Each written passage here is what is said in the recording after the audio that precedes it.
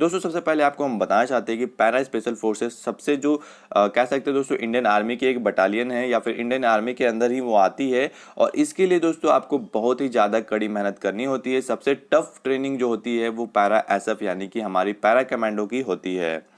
Para commando बनने के लिए आपको कोई भी अलग से भर्ती नहीं निकाली जाती, यानी कि पैरा कमांडो अगर आप बनना चाहते हैं तो आपको इंडियन आर्मी को ज्वाइन करना होगा, चाहे वो सोल्जर पोस्ट पे हो या फिर कोई भी ऑफिसर पोस्ट पे। यानी कि दोस्तों अगर आप पैरा कमांडो बनना चाहते हैं तो आपको इंडियन आर्मी को ज्वाइन करना ही होगा किसी भी तरह से। और अगर आप 10वीं 12वीं या फिर ग्रेजुएशन पास करके ज्वाइन करते हैं इंडियन आर्मी को तो आपको यहाँ पे मौका आपको मिल जाता है कि आप पैरा कमांडो बन सकते हैं, पैरा एसएफ यानी स्पेशल फोर्सेस ज्वाइन कर सकते हैं। यहाँ पे जो है ज़्यादातर हमने देखा है कि जो पैरा कमांडो के लिए बच्चों को जो लिया जाता है वो एज यहाँ पे लिमिट तो नहीं होता, लेकिन 20 से 25 साल के अंदर के लोगों को ले लिया जाता है, क्योंकि वहाँ पर जो है जितने यंग पीपल रहेंगे, जितने जो युवा रहेंगे, उनमें जो है ज़्यादा शक्ति होगी, वो जो है ज़्यादा कैपेबिलिटी होगी और वो जो है ज़्यादा जो है वो जितने भी ट्रेनिंग है वो उसे सह सकते हैं। इसके अलावा जो ट्रेनिंग को पूरा कर सकते हैं। तो यहाँ पे जितने भी युवा बच्चे होते हैं उन्हें लिया जाता है ताकि उन्हें भी वो जो है ट्रेनिंग को पार कर सके। और इसकी जो ट्रेनिंग होती है सबसे ज़्यादा हार्ड होती है।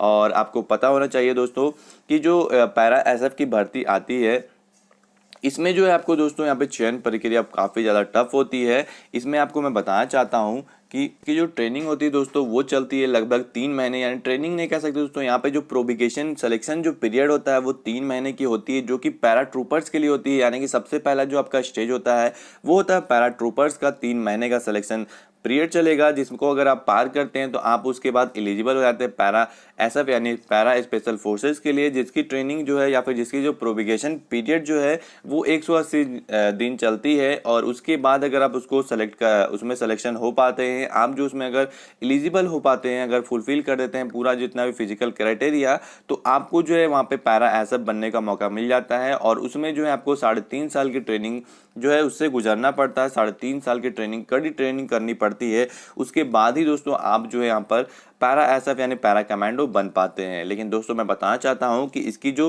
इसमें जितने भी युवा जाते हैं उसमें लगभग 10% युवा जो है सेलेक्ट हो पाते हैं पैरा एसएफ के लिए। यानी कि पैरा कमांडो बनने के लिए अप्लाई तो बहुत सारे लोग करते हैं, लेकिन वहाँ पे सिर्फ और सिर्फ 10% बच्चे ही सेलेक्ट हो पाते हैं।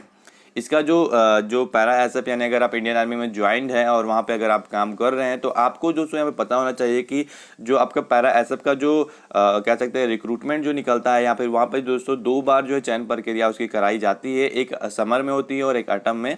अब ऑटम के टाइम में जो है कराई जाती है, यानी कि 2 बार जो है मौका मिलता है 1 साल में कि आप जो है ज्वाइन कर सकते हैं पैरा एसएफ को।